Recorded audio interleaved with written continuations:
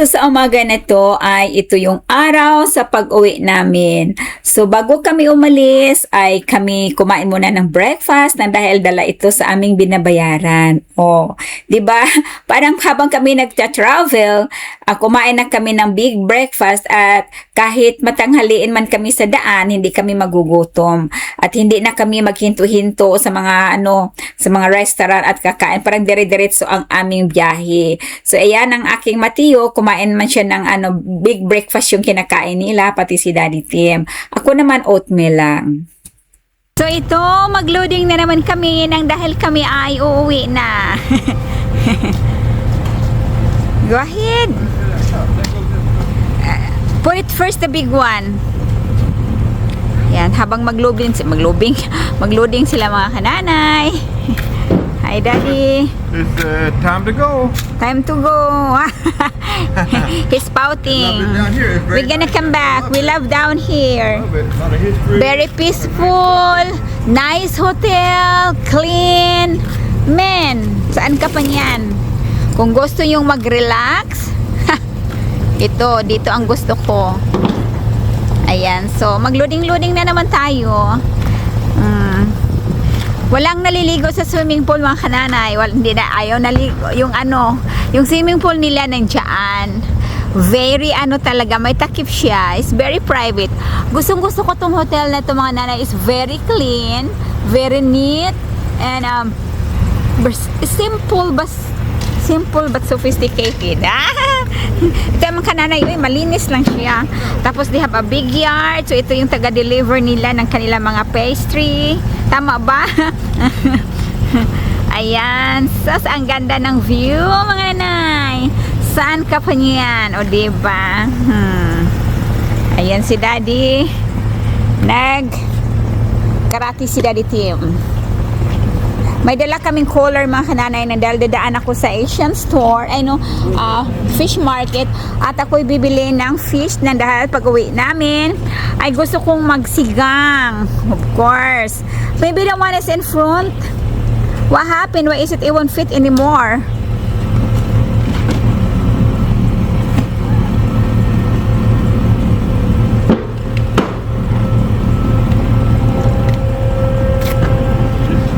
Yung bag na yan mga kananay ay napakatibay yan. Nakauwi na yan ng Pilipinas. Sobrang tibay talaga yan. Ganun pag expensive yung gamit na binili mo. It lasts long talaga. Kaya nagustuhan ko yan. Okay pa. Wala na mga kananay. Tapos na. Okay. And time to face the reality. Back to reality. Back to reality. Okay. So mga kananay, lutuin ko ang aking ampalaya. Ilagay ko lang siya sa paksiw na isda, no? Yan, presko ito ang ampalaya natin. Galing pa talaga yan sa aking mga pananim sa labas. Right. Kasi sayang mga kananay. So mayroon din tayong 2 pirasong talong. 2 piraso lang ang ihalo ko sa aking paksiw. Dapat lagyan natin ng dahon ng ampalaya, no? May ampalaya na, may dahon pa. Arang kagwapa sa akong talong mga nanay. Grabe gid kagwapa, no? Wala siyang uod. Ito ang gagamitin ko na paksiwan. Okay. So, lalagyan ko siya ng lemon lang siya mga nanay. Lemon, no? Lemon.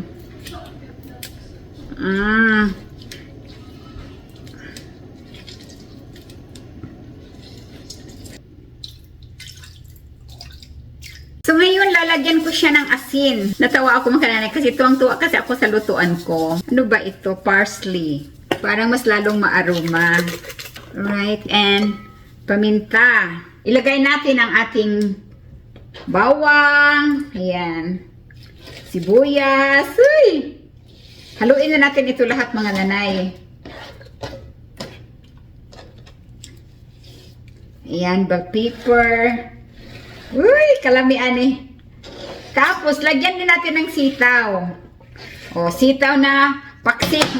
May sitaw na paksiw. Okay? And ito, Nay, nagpanulon na tuloy ako sa laway ko. O, di ba? Ngayon, ngayon ilagay na natin siya dito. Tingnan nga natin baka basa. To be sure mga kananay na hindi siya basa, no? Ayan. Okay. So ngayon, takpan na natin at i-ano natin. Okay, paano ba ito? Start, turn on, and lagay natin sa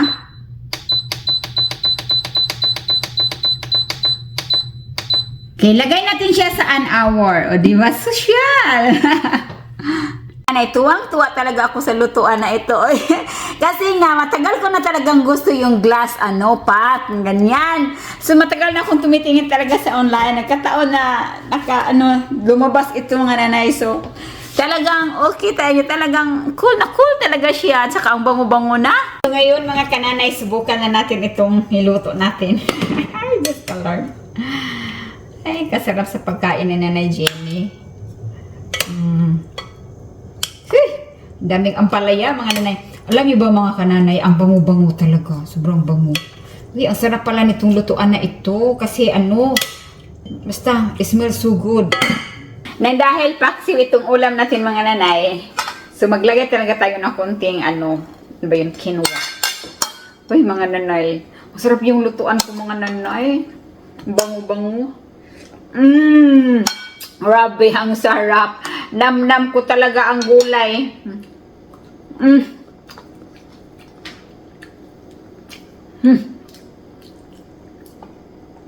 Social yung lutuan ko. Ngani, ang sarap. Kaan tayo?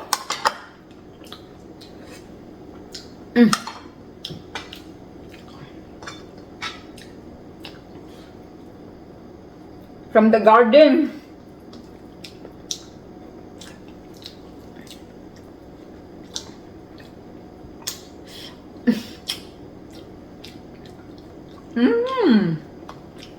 Kaya na, masarap pala yung lutuan na yan.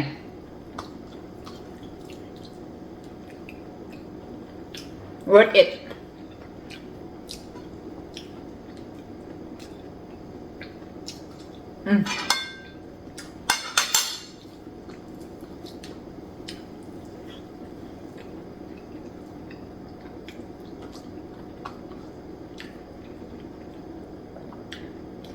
Sarap na isdang paksiw.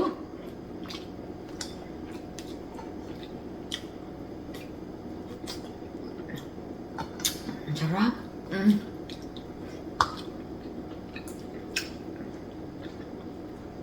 Preskong gulay from my backyard.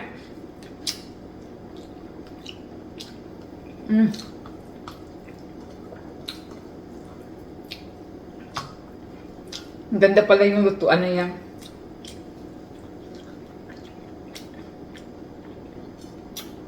May kamahalan pero worth it pala. Iba ang luto niya mga nanay.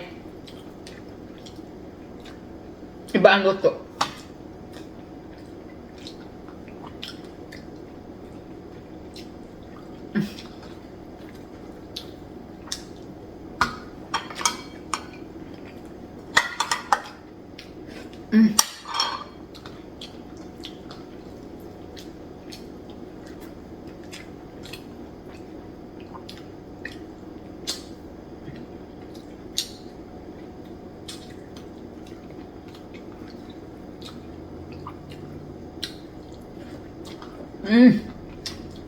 Ang eggplant, manamis-namis. Ubusin ko na itong gulay.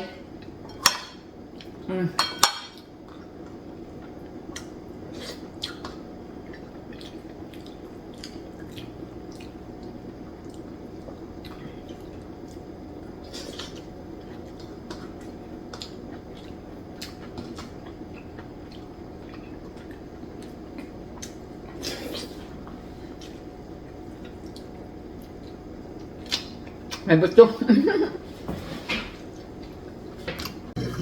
Mga kananay, kain tayo ng sapin-sapin. Masarap ito. Dinalan ako ng kaibigan ko. Gumawa siya. Masarap siya gumawa ng sapin-sapin. Best talaga mga kananay yung sapin-sapin niya.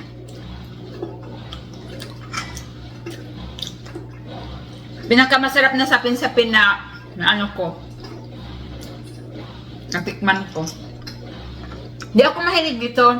Pero, luto niya, nagustuhan ko. Harap.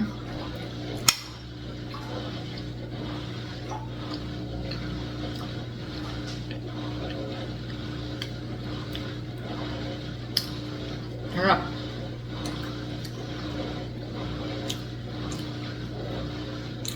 Masarap din yun siya magluto ng hopya.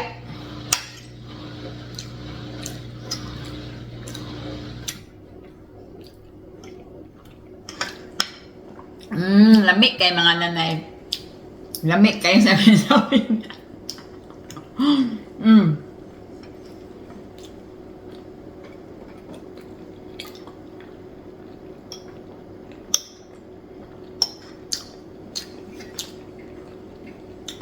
Lamig, oy.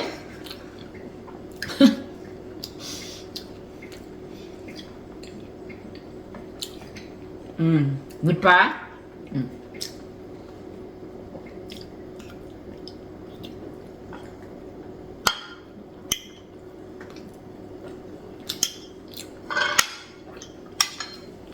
Di ako magsawa dito mga nanay. Masarap kasi pagkatimpla niya.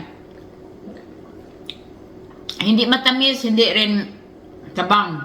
Eksakto talaga para sa akin. Kasi ayaw ko rin sobrang tamis.